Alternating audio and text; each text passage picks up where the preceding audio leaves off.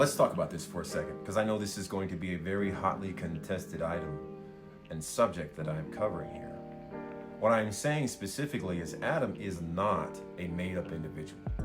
He absolutely is a man that existed in time and space. There is no indication in the Bible to have us walk away with the idea that Adam is made up, or that Moses is making him up for his theological, rhetorical purposes. Adam is a real person. When we make this story about answering modern questions that are from modern perspectives, we end up missing the point of what the original author and the original audience would have understood from these texts, and how the original author was utilizing these stories in his own rhetorical and theological purpose. We have to ask ourselves, if the original audience or the original author is not operating within the paradigm of atheism, then why? Why is he answering questions that are purposed to combat it? If the original author is not operating within the paradigm of evolutionary biology, then why are we making the text enter into that conversation? And so the point is, with this entire section that I've done here, is to demonstrate that the Bible is neither for or against it. Its purpose and scope is for something else, while maintaining the reality that Adam was a real person. Again, because there's nothing in the text that would demonstrate that that's not the case. Adam is real. And so before you come at me and tell me that I am involved in some evolutionary thing and thinking the Bible supports it, you're missing my point altogether.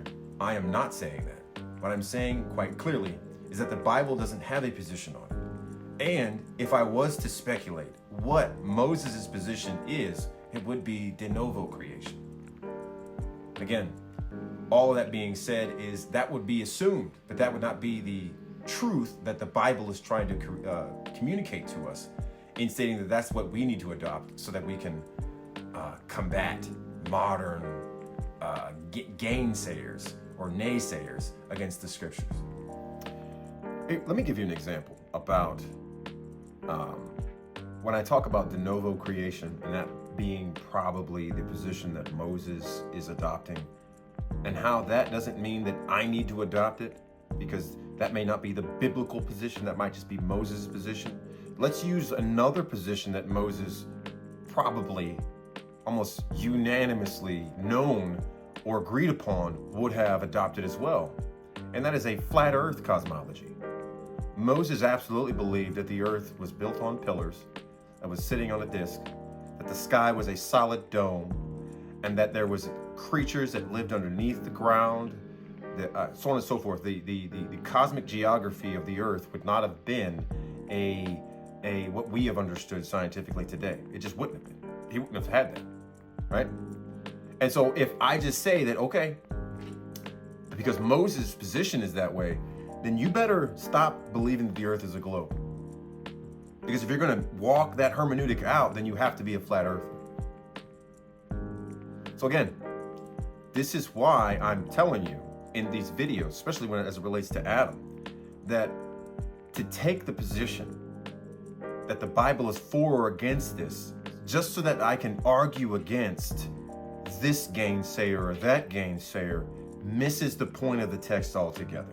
It makes the text meet somebody on a battlefield of their choosing, when in reality, the text is dealing with what it is dealing with in its time period and for its purposes, and as it is understood by its audience.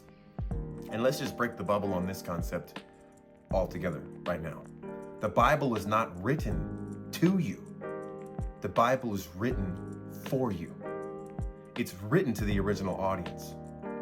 And so since that's the case, we cannot make what's current or prevalent and emphasized in our context be what the text has to deal with, just because it is a hot ticket item for us.